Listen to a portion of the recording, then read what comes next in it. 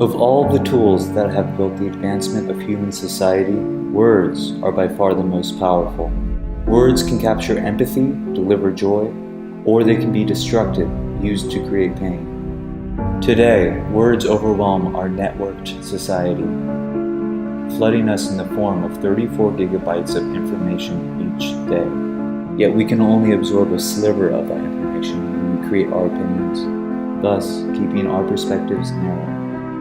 We have applied a machine learning algorithm called sentiment analysis to identify emotional patterns in the words we use online. We analyze tweets written by people around the world, every sentence, word by word, from the positive to the negative, to identify emotional patterns in the words we use online, in hopes of creating a way for people to engage with different points of view and even challenge their own, showing the polarity of opinions before deciding what to believe, to expose the invisible thought cages we've built around ourselves, and to see just how long we've been trapped.